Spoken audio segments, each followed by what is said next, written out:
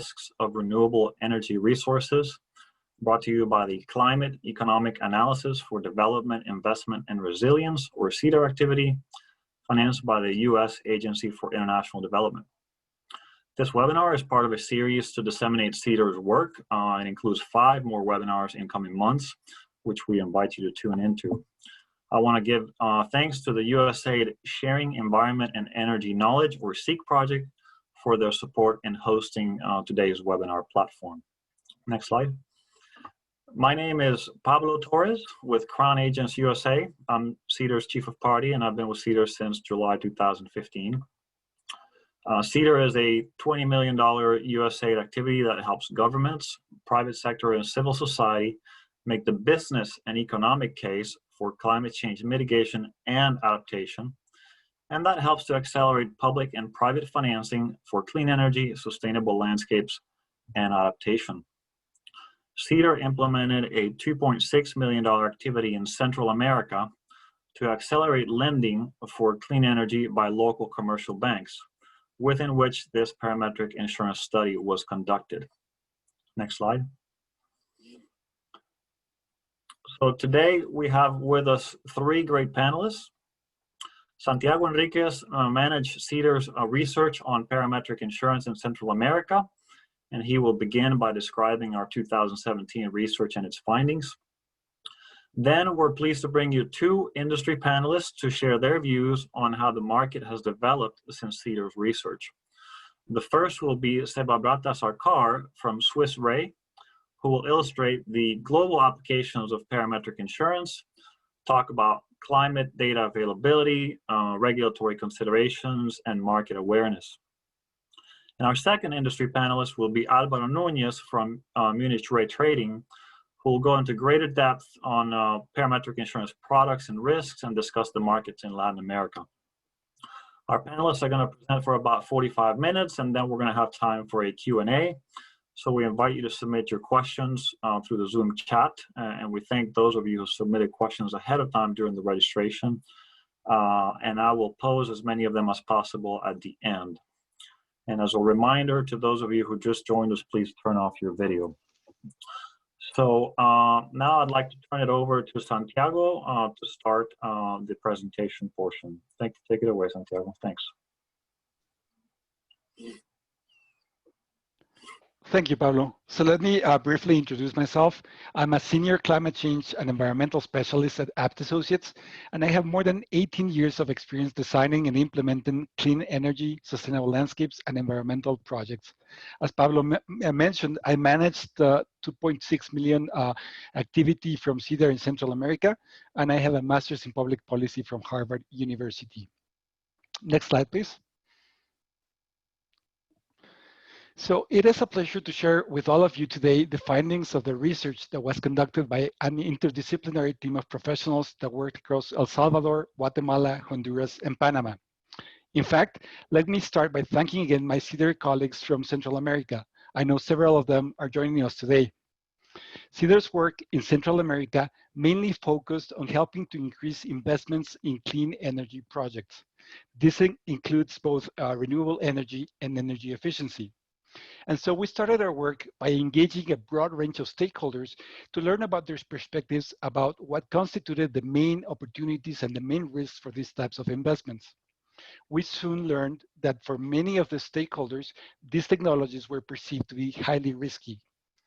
And so a number of CEADIR activities focused on using tools to reduce the risk of these projects. For instance, we work with the organization that used to be called the Development Credit Authority, and which is now part of the U.S. International Development Finance Corporation, to develop partial credit guarantees for clean energy projects in these countries. But we also wanted to test and promote other instruments that could help to reduce other types of risks. And we were aware that parametric insurance was being successfully used throughout the developing world to protect farmers against natural disasters. We also found out that companies such as SwissRe and MunichRe, which are joining us today, were using parametric insurance to reduce the risk of renewable energy projects in countries such as Brazil, Colombia, and Mexico. So based on this information, and after consulting with the USAID, we started our research, which really aimed to assess stakeholders' interest, willingness to pay, and overall perspectives on parametric insurance. Our main approach was to conduct interviews. We identified the types of organizations that would be needed from the demand and supply sides of parametric insurance and reached out to them. I have to tell you, it wasn't easy at first. Most of the individuals we contacted were reluctant to participate in the interviews, mainly because they had never heard the term parametric insurance before. But thanks to the perseverance of my colleagues, who just wouldn't take no for an answer, we were able to complete 48 interviews as shown in this slide. We ended up having a relatively good response rate. For instance, in Panama, we were able to interview renewable energy companies that represented more than 60% of the installed RE capacity at the time of our study. Next slide, please. So before we dig into the findings of our research, let me talk more briefly about resource availability for electric power. So hydropower, solar, and wind power are intermittent resources. Therefore, they are subject to daily, seasonal, and annual variability in electricity generation. Such variability can cause major fluctuations in the amount and timing of the electricity they generate and sell, and therefore it affects the revenues. But also, most RE generators have contractual requirements on their power purchase agreements that indicate the specific amount of power that must be supplied on a specific day, month, or year. And some of them may even have some time of day requirements. And so when companies are unable to provide that amount of power, they are subject to contract penalties. So by affecting the revenues and triggering penalties, weather-related fluctuations can affect a renewable energies company's cash flow and therefore reduce its capacity to repay loans and cover other financing and operating costs.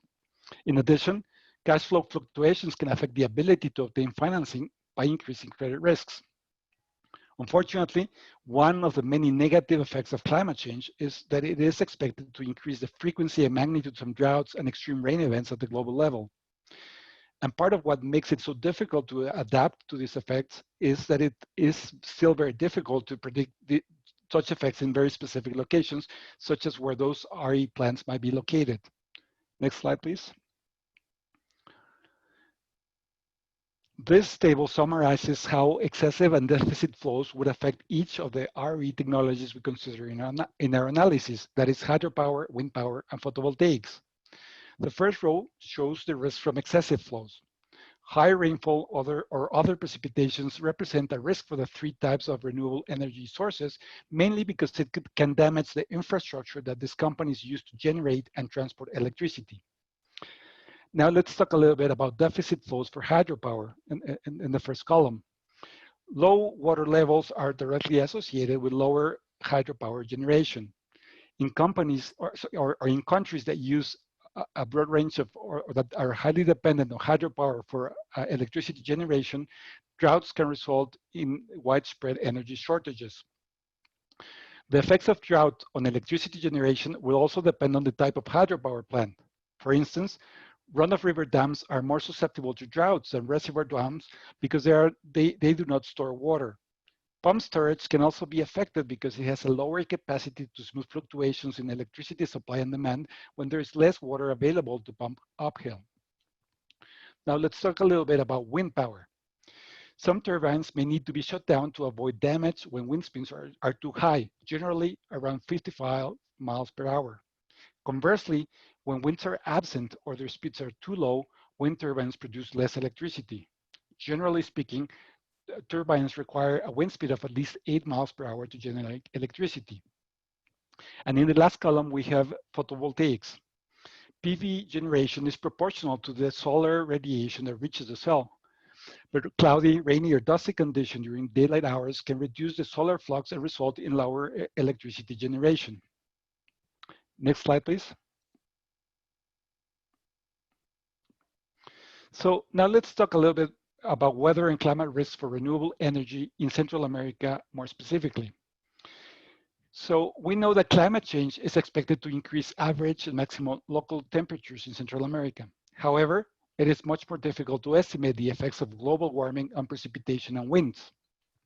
Well, global warming may also increase rainfall in some areas, but it decreases it in others. Climate change is also likely to increase the frequency of extreme weather events and affect the timing and duration of dry and rainy seasons. For instance, let me share some data with you from the United Nations Economic Commission for Latin America and the Caribbean. They estimate that the number of natural disasters associated with hydrometeorological phenomena in the region has increased at an average of 6% per year since the 1970s. Other data shows that the rainy season in Central America has started later each year since around 1950.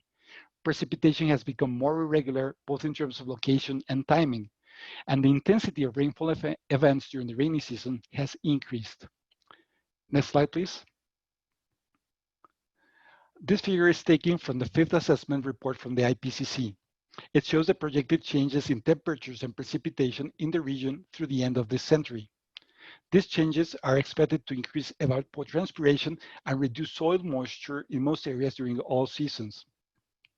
Most of the models that were available when we conducted this study projected future decreases in water runoff in El Salvador, Guatemala, and Honduras, the three of which obtain between 30 and 50% of their electricity from hydropower. Next slide, please. So now let's talk about parametric insurance and how it might help address some of the climate and weather-related risks that we have discussed thus far.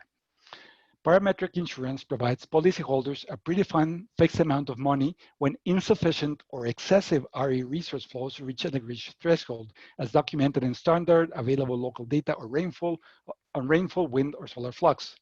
And many parametric insurance policies may specify several payment amounts associated with the different levels of deficit or excessive resources.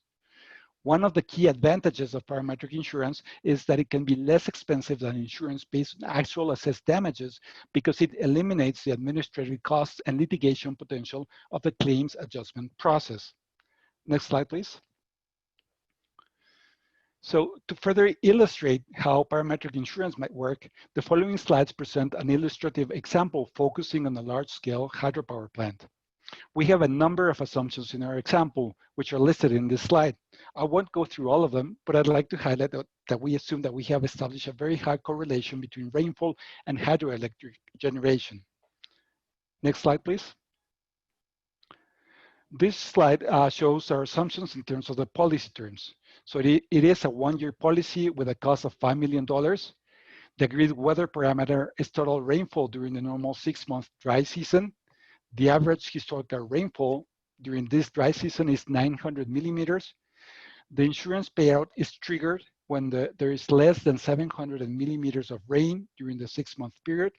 The payout is $100,000 per millimeter of rain below the trigger level, and there is an exit level, meaning that there is no additional payout beyond the amount that would be paid for 600 millimeters, even if actual rainfall is lower during this season. So in a scenario where we have a drought and actual rain is 720 millimeters of water, the payout would be as follows. We first would need to estimate the difference between the trigger and the actual rainfall, which in this case is 30 millimeters. And given that the payout is $100,000 per millimeter, this would add up to $3 million. Again, in this illustrative case, the exit level payout would be $15 million. Next slide, please. So this table provides additional details and shows more scenarios for the same hydropower plant. Let me just ask you to look at the last row where we assume that dry season rainfall is 900 millimeters. In this case, there is no parametric insurance payout. And if you do the math, you can see that the gross revenue after parametric insurance costs on the last column is about $93 million, which is lower than what the company would have obtained just from the wholesale power sales. So in this case, when there wasn't a payout, having an insurance premium represented a cost for the company. But now let's look at the first scenario where rainfall is 600 millimeters. In this case, the parametric insurance payout is $15 million. So again, if you do the math, you can see that the gross revenues after parametric insurance costs in the last column is about $18 million. So in this case, the company is clearly much better off for having purchased the parametric insurance. Next slide, please.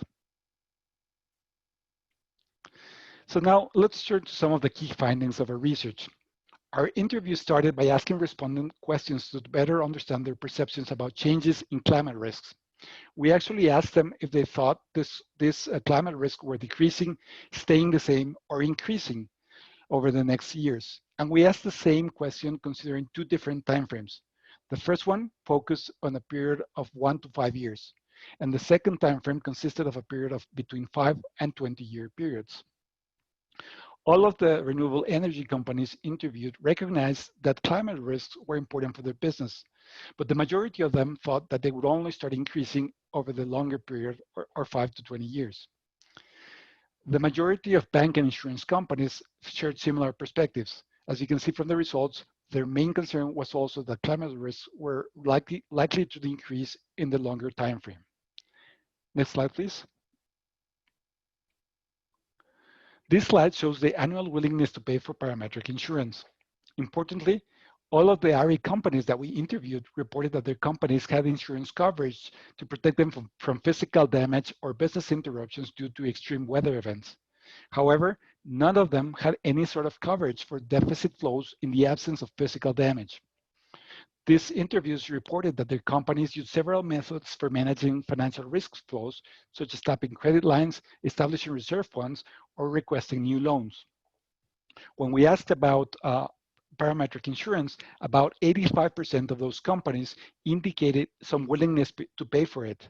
The other 15% of the companies indicated that they would need to have more information and a better understanding about how parametric insurances would work before they could make such a decision.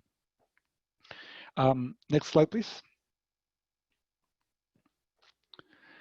This slide has other key findings from our research. The first two bullets focus on the cost. Clearly, for renewable energy companies, cost will be a major determinant on their decision to purchase or not parametric insurance. So anything that can be done to bring those costs down would be welcomed by these companies.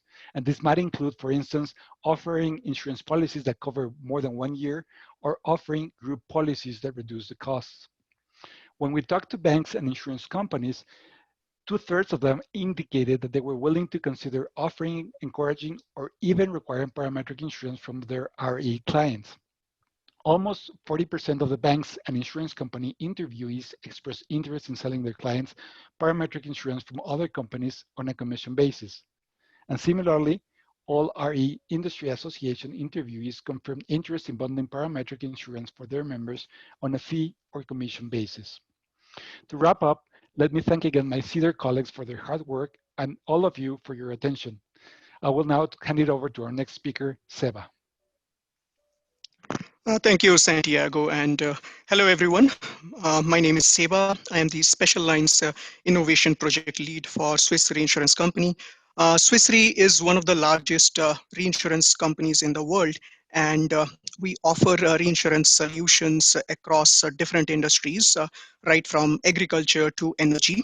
And where a lot of these products that we offer are parametric in nature. So these products form a substantial part of our business. And so today we will talk about few aspects of this product. But before we do that, allow me to take a step back and give you a bit of a historical background of this product. The concept of parametric product was first coined by an economist in India around 1920. And then Sweden developed the first area yield index product in 1950, which was then commercially adopted by India in 1979 and followed by US in 1994. But these were area yield index product for agriculture. When it comes to the weather space, weather index or weather parametric covers were first piloted by World Bank, again in India, in 2003. And SwissRe was a part of that pilot project, not only in terms of reinsurance capacity that we offered, but also we were involved in the product design and development. Next slide, please. So for the last almost more than 2 decades now, SwissRe has developed a global footprint when it comes to our parametric offerings. And on this slide, you can see some of the public sector solutions that we have offered across the world. And some of these policies were written, most of these policies were in fact written in insurance form. And as a part of SwissRe group company, there are SwissRe entities which can offer these policies even in financial derivative format or capital market product form. Some of these policies were targeted at retail or individual levels, as in the policyholder was an individual. In some cases, the policyholder was a state or a provincial government, and in some cases, it was the national government of a country. And you would also observe from the slide that a lot of these examples are either weather or natural catastrophe related, say hurricane or earthquake related risks, and which is quite natural because when parametric products first started, it picked up pretty well in the weather space because weather data was readily available even 20 years back. But in the last 5 or 10 years, I'm sure you would agree that there has been a lot of advancement in data science. And as a result of that, the concept of parametric insurance has now seeped across all walks of life and across all business segments. And one example of that you can observe on the right bottom corner of the slide, where we talk about a product which was a pandemic outbreak cover, which was more of a parametric structure, but this was a capital market product which was designed and structured by SwissRe along with other industry experts and in consultation with scientists from WHO, and was offered to World Bank. And this product paid out a claim of roughly $290 million this year for the COVID-19 crisis to World Bank, which World Bank is going to use to fund some 75 poorest of the poor countries with their COVID-19 fight. So as you can see from this slide, the concept of parametric product can be applied across different level of policyholders, from an individual to say a corporate to a national or a provincial government, and it can be applied across different line of businesses. And that is also true for renewable energy. So within renewable energy space, we have offered products which can cover the lack of wind speed risk for wind power plants, lack of solar radiation, or lack of rain kind of coverage for solar and hydro power plants, and so on. Next slide, please. So based on our global exposure to this market, and we would like to share some of the aspects of this product which one needs to take into account when exploring parametric products in any given geography. And based on our experience, we would like to talk about 4 things: the adaptability that the product concept has, some of the regulatory considerations, the financial distribution and how the product can benefit financing and how financing can benefit the insurance product, and lastly, a bit about the market awareness part. Next slide, please. So if we talk about the adaptability of the product is so malleable in terms of its concept that it can literally be adapted based on whatever local data availability is there. So for example, there can be 2 broad categories: weather stations as well as say satellite or model data sources. Now, normally weather stations are more accurate because they are closer to the risk, but then at the same time, weather stations are not always there everywhere. So if you are working in a Central American country where the density of weather stations is low, then you don't have to worry because you can always rely on satellite or model data to come up with a parametric product and structure and settle your product based on that. Next slide, please. The product can also be offered in a bundle along with other traditional insurance policies. Now, on the slide, you can see a picture which tries to illustrate the risks along the life cycle of a renewable energy project. So it starts with the pre-project risk, then you have the various construction risks, and then in the operational phase, you have weather risk, plant's performance risk, and then market risk or the price risk, and so on, right? Now, for each of these risks, there are insurance policies, there are financial derivatives which can cover the risk for you.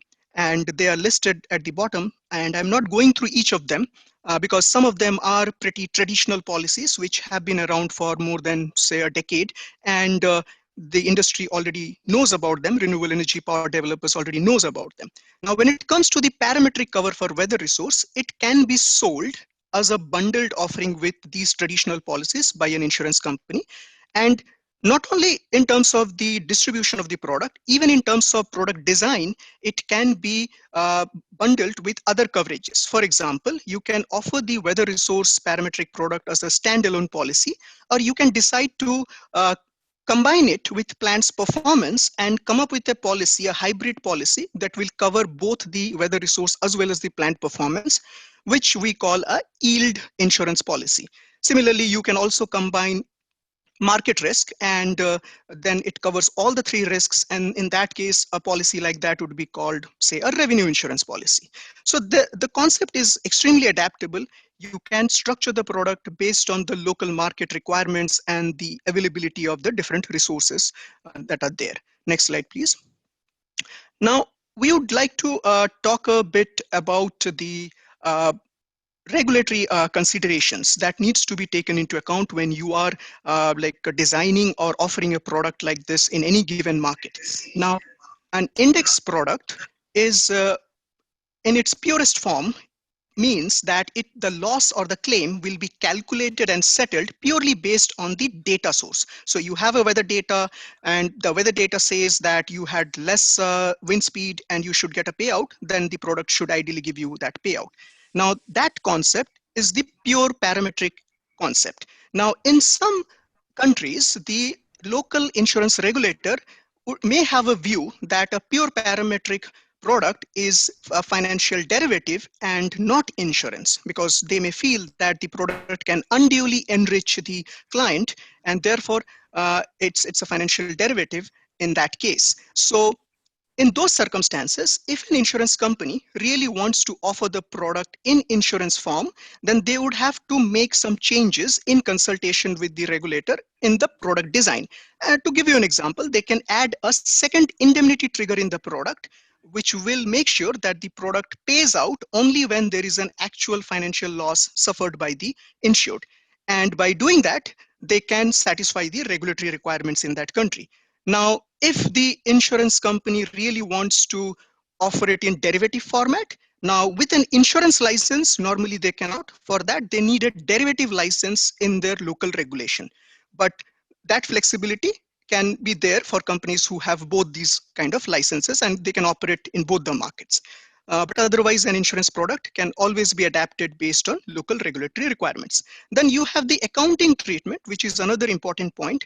For example, if a renewable energy company is following US GAAP accounting, then they would classify a pure parametric product as an insurance product, and your premium and claim can be treated as an insurance premium expense, and you can offset it against your business loss or gain. But if you are following an IFRS accounting, in that case, a pure parametric product is considered derivative. And in that case, the premium expense or the claim that you gain cannot be offset against your business loss or gain.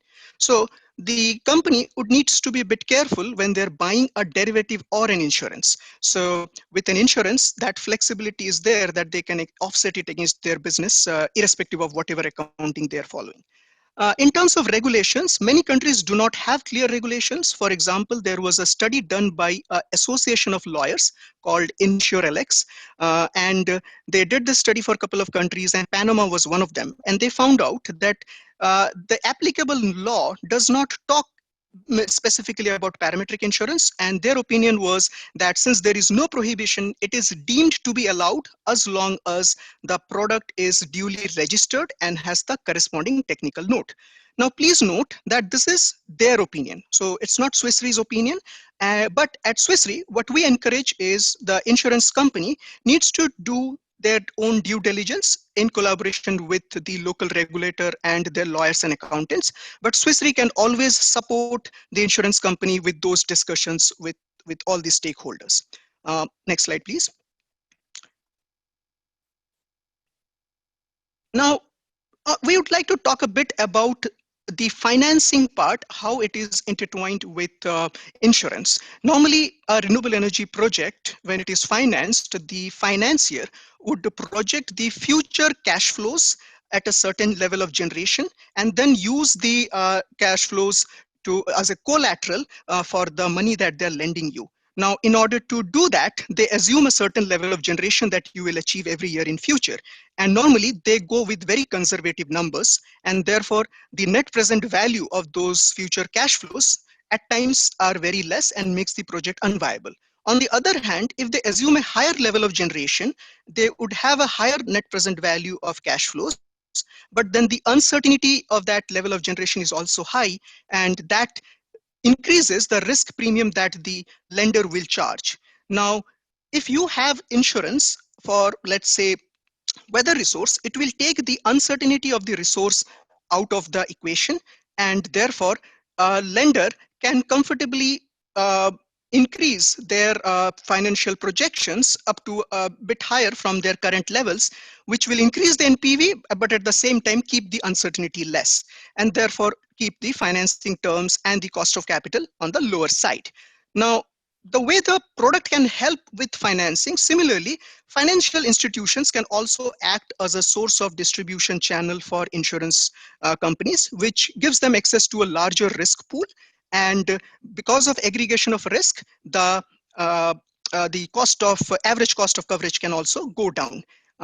So that becomes a very effective channel to distribute insurance and attain a certain level of penetration. Next slide, please. Lastly, we would like to talk about market awareness. Now, awareness when it comes to a new insurance product and launching a new product in a new market is extremely important. SwissRe can always support insurance companies to build their experience and skills, but insurance companies would also have to invest their time and resource in doing education for the end insured or the renewable energy industry as such. And at the same time, the local government also has a role to play here. The policy environment needs to be congenial for insurance penetration. For example, there is this International Solar Alliance, which was initiated by India, and some 121 countries are a part of that alliance. And they have recently conducted a summit where they invited local insurance companies, and SwissRe was also invited there to be a part of a task force which has been requested by the government to advise them on policy formulations that can support insurance penetration and help in the transition of a renewable energy economy. So it's very important that government, insurance, and reinsurance companies works together for insurance penetration and make this a successful transition into a renewable energy economy. With that, I would like to wrap up with one comment that with all the advances that we have seen in data science nowadays, parametric as an insurance concept is becoming extremely popular, and the possibilities are limitless, but one also needs to be aware of all the nuances that are involved. So thank you, and now I would like to pass on to the next speaker, Alvaro. Thank you, Seba. Thank you very much. My name is Alvaro Núñez, and I'm Director of Origination for the Americas of the MunichRe Weather and Commodity Group. MunichRe, as SwissRe, is one of the largest reinsurance groups in the world. In the Weather and Commodity Group, we provide parametric solutions to our clients to mitigate losses from non-catastrophic weather events. Before this role, I worked for 12 years in underwriting and business development with the corporate reinsurance division of MunichRe in London, New York, and San Francisco. At that time, I specialized in developing innovative insurance solutions for renewable energies and clean technologies. We move to the next slide.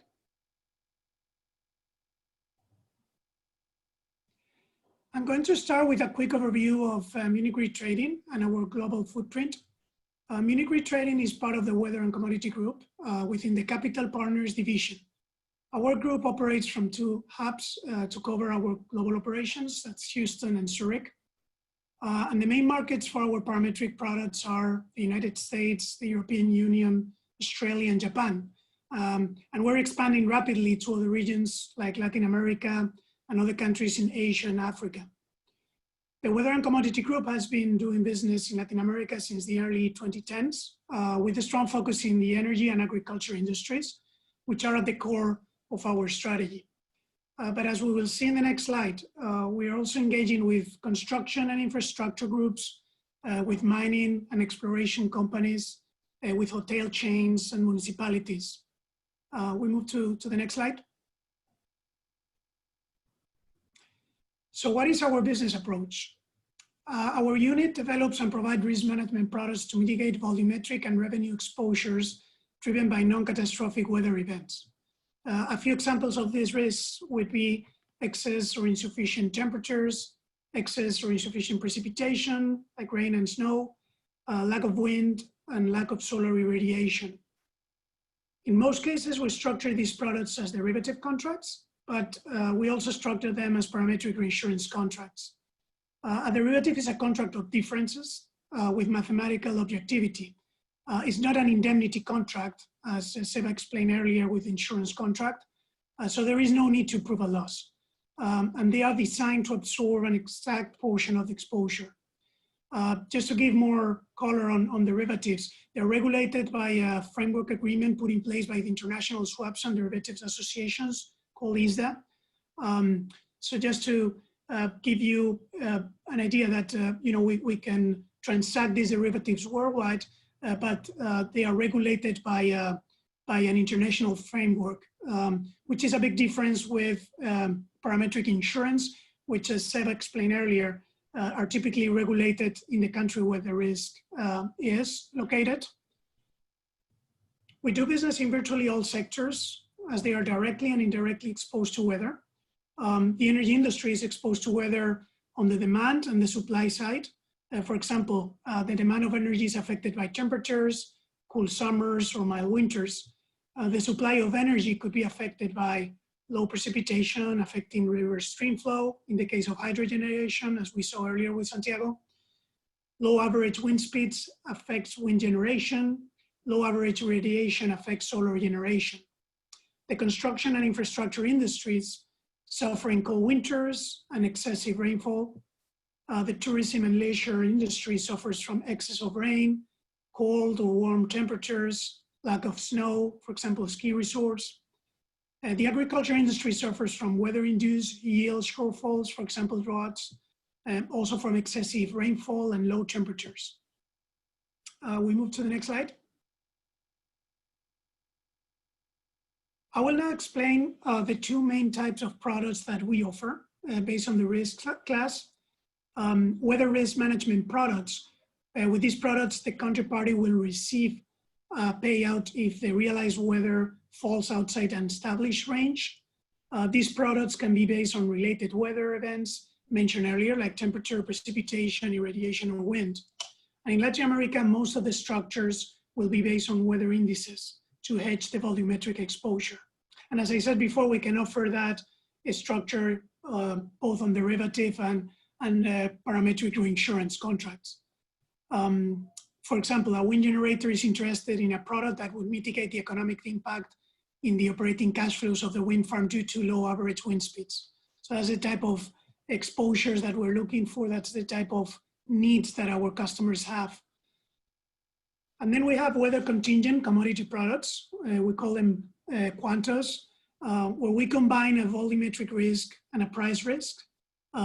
These dual trigger products are common in the US, in the European Union, Australia, and Japan. And these products benefit the counterparty if both the realized weather and the price of the related commodity fall outside a given range. So for example, think about a natural gas utility, which is seeking to ensure that the cost of gas will not exceed a given level if it's forced into the market due to an unexpected demand surge driven by weather. We move to the next slide.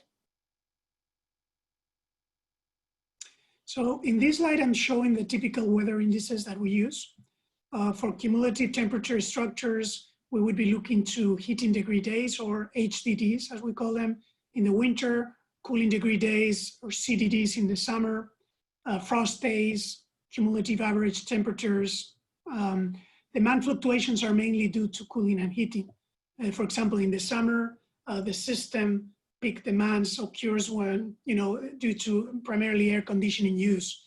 For lack of wind, we would be looking to cumulative wind, cumulative modeled wind power generation.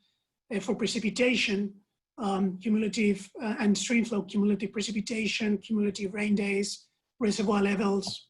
And for lack of sun, we will look into global irradiation and sunshine duration. We move to the next slide. In this slide, I will refer to some common structures, put and call options, swaps and collars. For parametric insurance contracts, we use put and call structures. A put structures will, what it does is define a floor, while a call structure will define a ceiling. Only in case the realized weather falls outside that given range, the payout will be done to the counterparty. So I'm gonna show a couple of examples here with a put structure. On the first sample, the hedging structure could be with respect to the rainfall exposure. The counterparty could be a hydroelectric generator willing to hedge the financial impact of low precipitation and low stream flow. A put structure will provide a floor on the amount of average rainfall measured in millimeters or the river stream flow. And what our group will do is will pay out if the precipitation or the stream flow drops below a certain level during the tenor, the term of the structure. In another example, we use heating degree days, HDDs, which is a useful index for utilities and gas companies for hedging their exposure to cold weather in winter. So during the term, we will aggregate the number of days when temperatures drop below a certain level. So that's what we call HDDs. And our group will pay the counterparty to compensate for the financial impact on the cash flows. If a utility needs to buy energy in the spot market when temperatures are very low and prices are peaking, this product will compensate financially for it. These contracts are indexed to publicly available weather data. So as it happened with the derivative and the insurance contract, what we're looking to do is find the right index, the right weather index. So as Santiago mentioned, basically what we're doing is predefining the payouts in advance based on those weather indexes.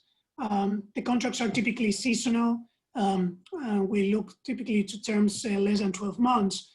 Our preference is always in the range of 1 to 3 years. But we, with weather index structure, we also see structures that go to 3 or 5 years. We move to the next slide. So in the next 2 slides, I will share with you some insight on our footprint in Latin America. As I mentioned earlier, the energy industry and agriculture are in the core of our strategy for the region. Within the energy industry, our group has a strong focus in hydroelectric, wind, and solar generation. We've done weather transactions in several markets there, including Chile and Colombia.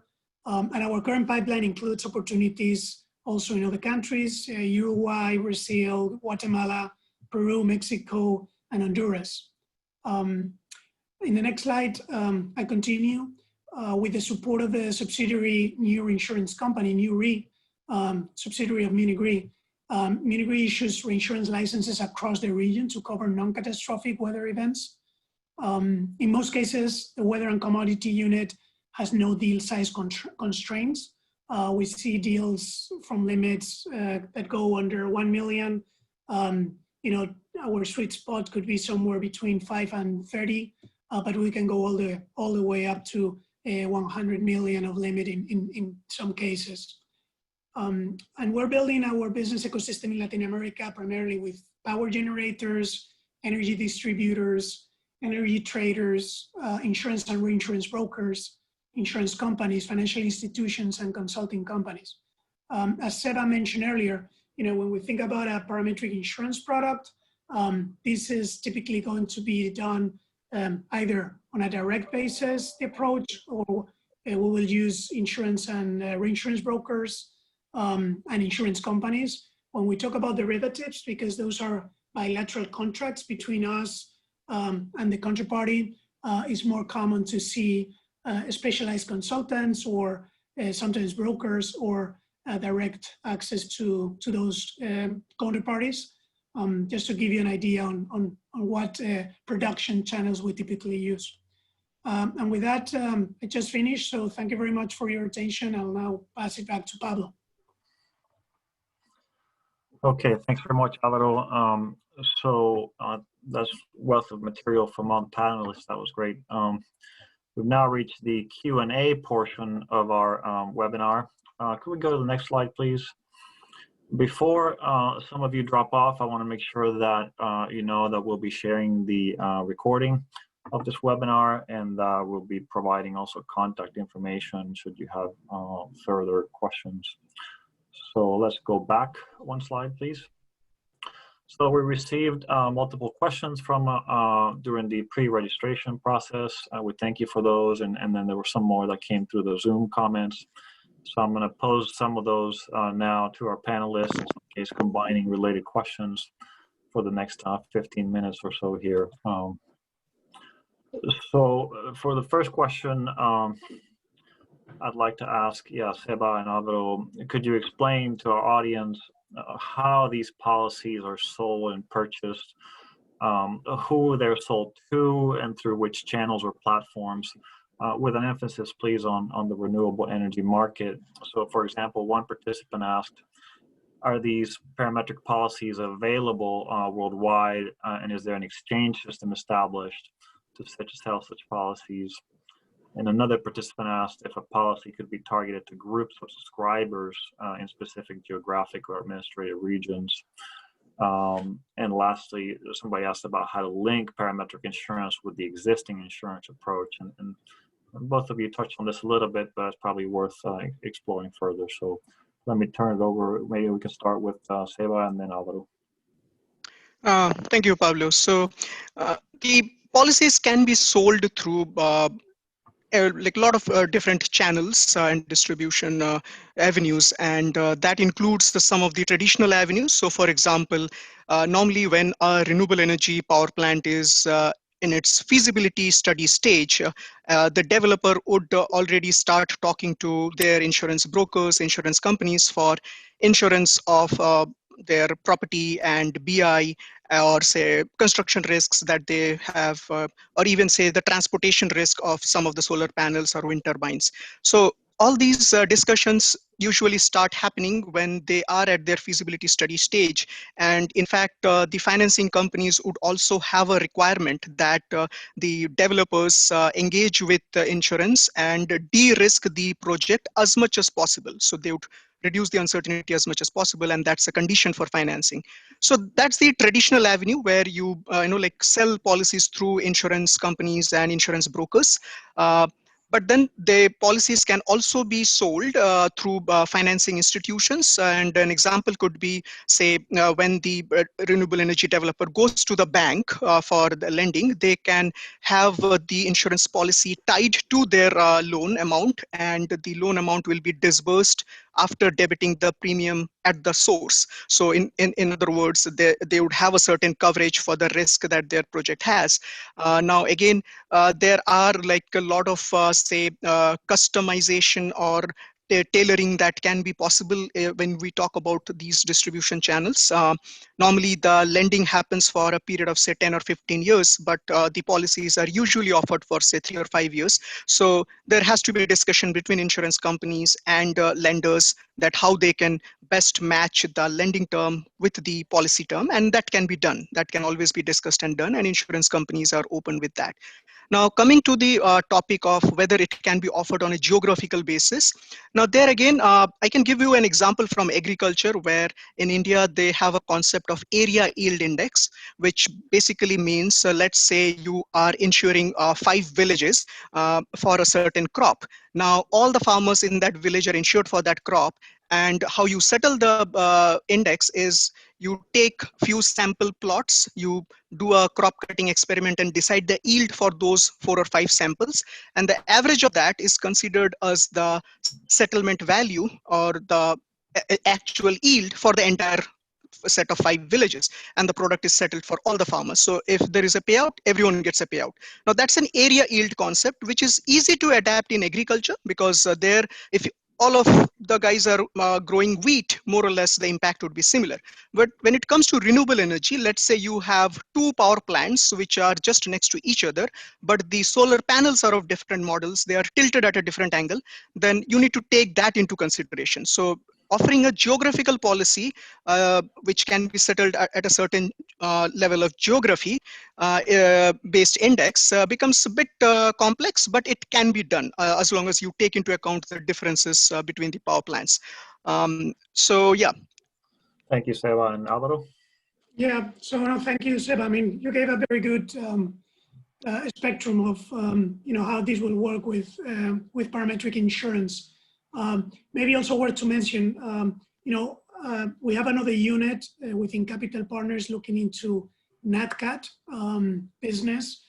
As I said before, we look into non-catastrophic weather events. We have a unit looking into NatCat, and they have set up programs, for example, agriculture programs arranged by governments in Latin America, where they will be gathering these programs with a number of reinsurance and insurance groups, in those cases, typically to cover those producers in poorer areas or critical crops, strategic critical crops. Now, on the energy side, for example, here in the US, we can offer our parametric solutions as well to cooperatives. So, you were asking if this could be, put together a number of parties looking to buy or purchase this type of parametric products. Is something we can do as well on the energy space. And I think Seba mentioned, there are different challenges there, but it's completely doable. Maybe what I will try to add some more color is on the derivative side, because as I said before, this could be a structure or wrap both as a derivative or as a parametric insurance product. Here, I would say that, the transactions or the deals, they are typically transacted over the counter because they are very specific to the underlying asset, to the project, to the geographic location. So, and then, they're ruled by an international framework agreement. That means that, if as a difference to the insurance product, you won't need to go through the insurance regulator if you're going to transact with a derivative.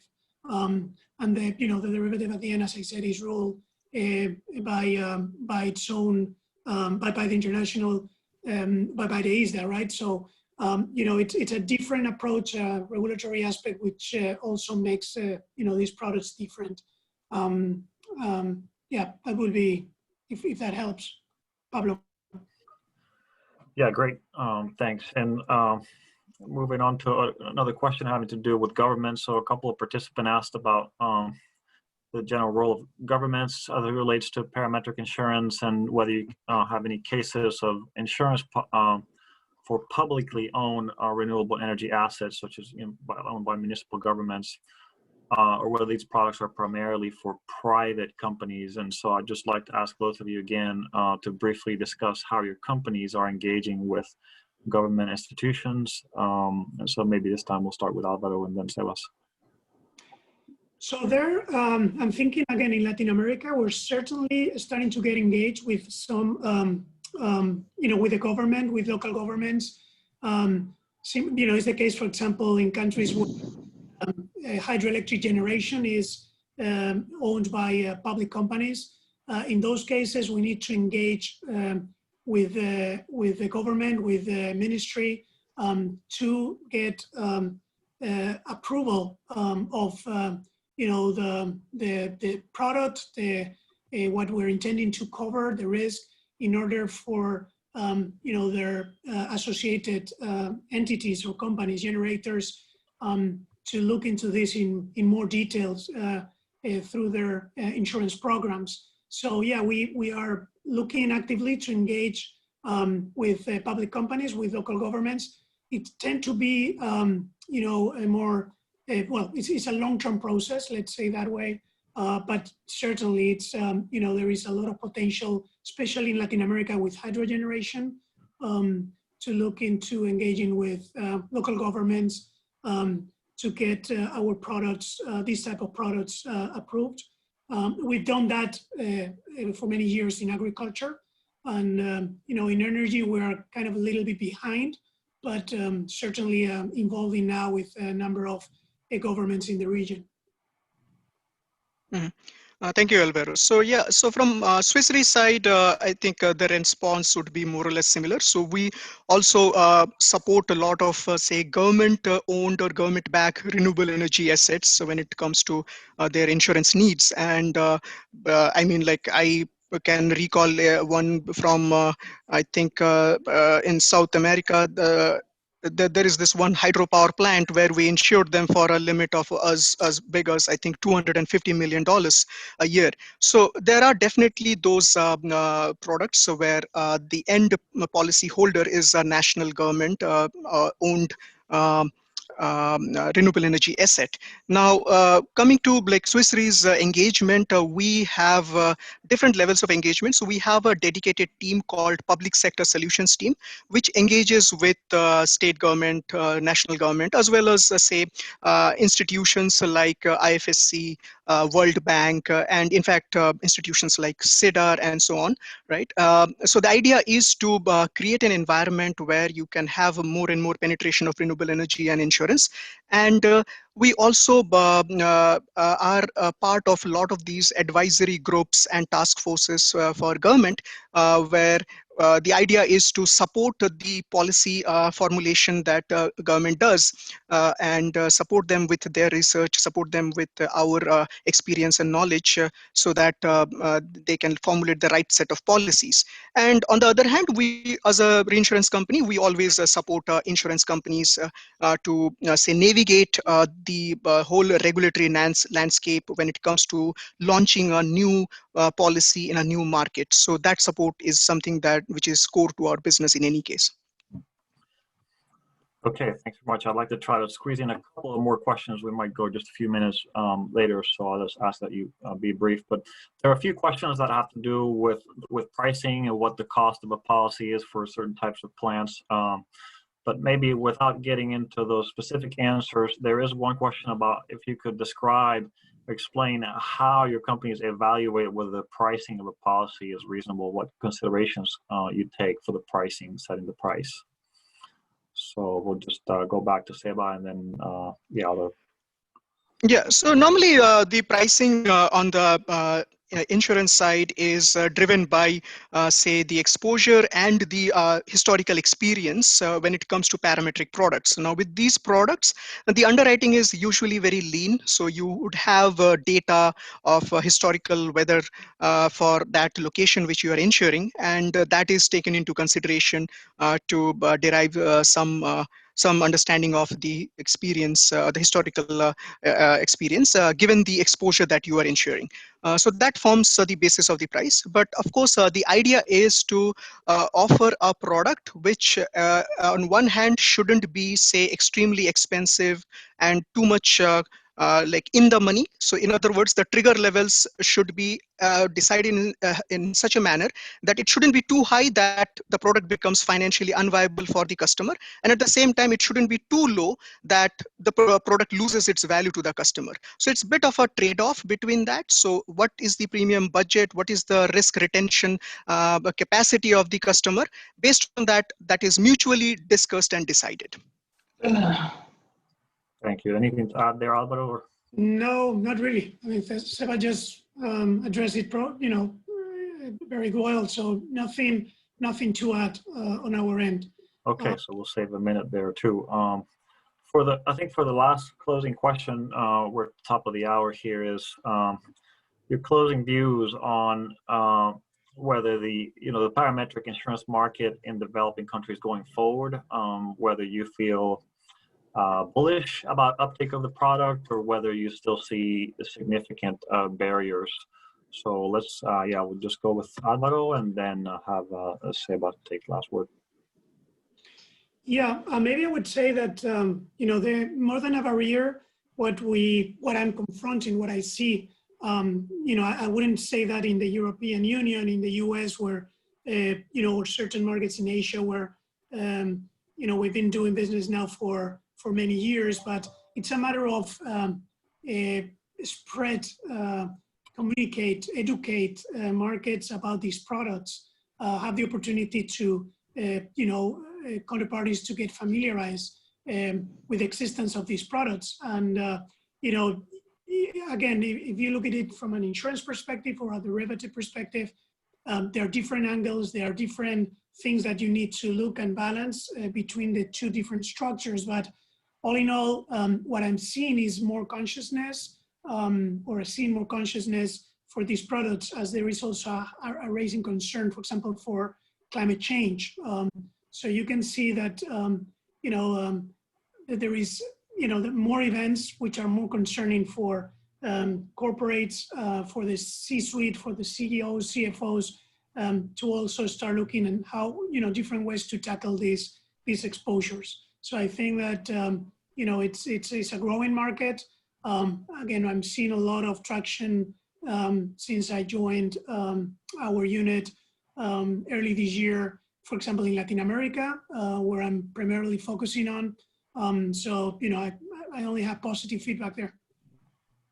Yeah, and just to add to what Alvaro said very briefly, with say recent advancements in data science, there are also like some help coming from that side. So for example, earlier the weather data would be much more say like less accurate, or the resolution in terms of spatial resolution would be worse, but nowadays it's improving a lot. So you have like 1 kilometer resolution weather data publicly available. So a lot has happened on the weather data side. And on the other hand, a lot of new insurtech companies, startup companies have come up, which are offering IoT products, where basically they will give you information right from the wind turbine connected with your systems. So that you know, like allows for a very accurate risk assessment and helps in structuring much more better insurance products. So I would be like quite bullish with all that.